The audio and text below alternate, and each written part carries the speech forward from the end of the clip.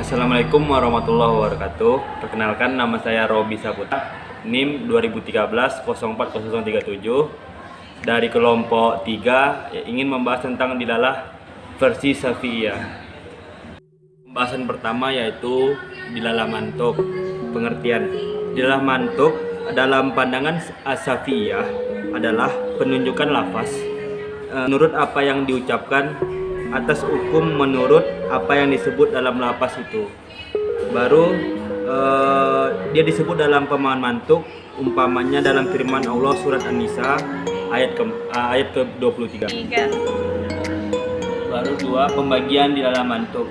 Di dalam mantuk itu ada dua pembagian, yaitu man dan mantuk ghairu syarik. Mantuk syarik ialah menurut ulama Syafi'iyah adalah apa yang diistilahkan di dalam ibarah dalam pengertian ulama Hanifiyah. Menurut Mustafa Said Albin, mantuk syarik ialah makna apa yang secara tegas ditunjukkan oleh suatu lafaz. Misalnya dalam firman Allah surat An-Nisa ayat 3. Baru mantuk ghairu syarik. Mantuk ghairu syarik adalah penunjuk lafaz sesuai dengan kelaziman yang berlaku dalam misalnya dalam surat Al-Baqarah ayat 233. Baru juga lagi ghairu syarik terbagi menjadi dua macam juga, yaitu satu, penunjukan itu dimaksud oleh pembicara.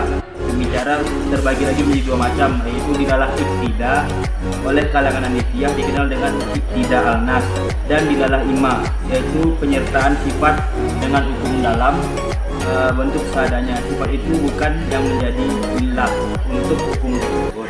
Baru B, penunjukan itu tidak dimaksud oleh pembicara, hanya terbatas pada suatu bentuk disebut dilalah isyarat.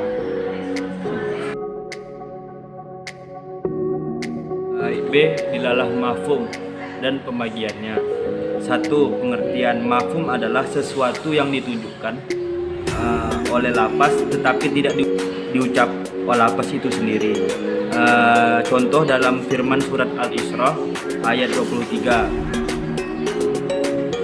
Baru hukum yang tersurat dalam ayat itu adalah larangan mengucapkan kata kasar. Baru dua, pembagian dalam dilalah mafhum. Pembagiannya itu ada dua macam, yaitu mafhum muwafaqah. Mafhum muwafaqah itu ucapan lafaz yang disebutkan. Mafhum itu terdiri juga dapat dibagi menjadi dua, yaitu fatwa qoirah, fatwa kitab. Apabila yang dipahamkan lebih utama hukumnya daripada diucapkan. Baru dua,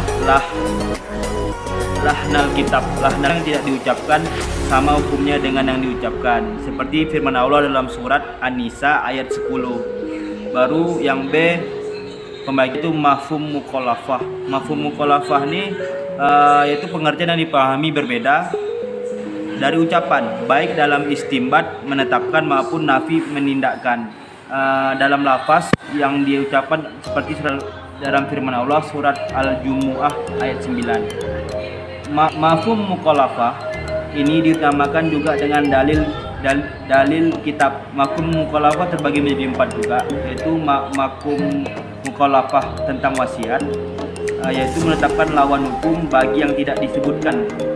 Baru B, mafhum mukhalafah gaya atau bats, ialah penunjukan suatu lafaz yang pada lafaz itu ada hukum yang dibatasi dengan limit waktu. Contohnya dalam surat Al-Baqarah ayat 230. Baru mafhum mukhalafah syarat. Mafhum mukhalafah syarat yaitu menetapkan lawan hukum bagi yang tidak disebutkan sesuai dengan lafaz seperti surat At-Tolak ayat 6. Baru mafhum mukhalafah adab ayat 4. Baru mafhum mukhalafah lakab yaitu menetapkan lawan hukum bagi yang tidak disebutkan seperti pada surat Yusuf ayat keempat. Namun mafhum mukhalafah ini tidak ada dalam pembahasan ulama Hanafiyah, tetapi cuma ada di pembahasan ulama Syafi'iyah. Mungkin itu yang dari saya. Sekian, wassalamualaikum warahmatullahi wabarakatuh.